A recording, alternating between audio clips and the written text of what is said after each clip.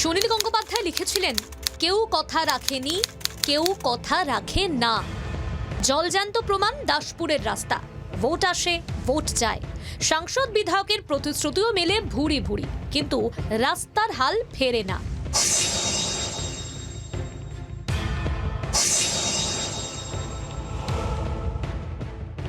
বিধানসভা ভোটের আগেও উন্নয়নের আঁচ লাগেনি দাসপুরের প্রত্যন্ত গ্রামে 3 জেলার সংযোগকারী এই গুরুত্বপূর্ণ রাস্তায়।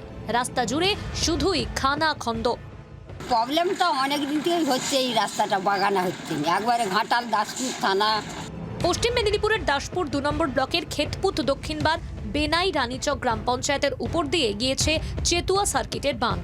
4 বছর আগে প্রধানমন্ত্রী গ্রাম সড়ক যোজনার আওতায় তৈরি হয়েছিল 14 কিলোমিটার পিচ রাস্তা। রাস্তাটি সংযোগ করেছে বেনাই, কৈজুরি, রানীচক, জোতকানু, রামগড়ের মতো একাধিক গ্রামকে। অভিযোগ, তৈরির পর বছর দুয়েক যেতেই ভেঙে চুরে কার্যত খান খান রাস্তা।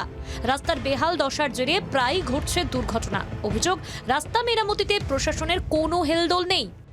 অ্যাক্সিডেন্ট কারণ লোক পরে যে পা হাত ছেঁড়া ছিলে নিয়ে চলে যায়।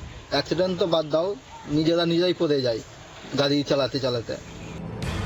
এলাকাবাসীর দাবি, গত লোকসভা নির্বাচনে প্রচারে এসে রাস্তাটি সংস্কারের প্রতিশ্রুতি দিয়েছিলেন তৃণমূল সাংসদ দেব। অভিযোগ, কথা রাখেননি তিনি। দেব হচ্ছে, সে নিজে গেছে, আমাদের এলাকার যে নেতা, সে গাড়িয়ে করে নিজে গেছে, তখন বলল হবে, তারপরে আর হলো নি অঞ্চল ভোটের সময়। কেন এমন একটি গুরুত্বপূর্ণ রাস্তা সংস্কারের উদ্যোগ নেওয়া হলো না? একে অপরের দিকে দায় ঠেলছে শাসক বিরোধী শিবির। এই দুর্দশার কথাগুলো কিসের মাধ্যমে যাবে? সাংসদ আর এমএলএ, বিধায়ক আর সাংসদের মাধ্যমে যাবে। তারা যদি নিষ্ক্রিয়তা দেখায় 15 বৎসরই, এখানে মমতা মিয়া এইসব রোডের কোনো সংস্কারই করে না, আর ওদিকে দেব, সে তো সিনেমা নিয়ে ব্যস্ত, তাইলে উন্নয়নটা হবে কি করে? দেব কথা দিয়ে গেছেন, তিনিও চেষ্টা করছেন। তিনি যে চেষ্টা করছেননি তা তো নয়। আগে সেন্ট্রাল গভর্নমেন্টকে বলুন, তার সংস্থা রাস্তা করেছে 5 বছর, তার রিপেয়ারিং করার কথা, রিপেয়ারিং না করে ঘুরে বেড়াচ্ছে, তার বিরুদ্ধে ব্যবস্থাটা নিতে। সেটা না করে রাজ্য সরকারের ঘাড়ে দোষটা তো চাপিয়ে দিলে হবে না। সাধারণ মানুষ রাজনীতির আকচাকচি বুঝতে নারাজ।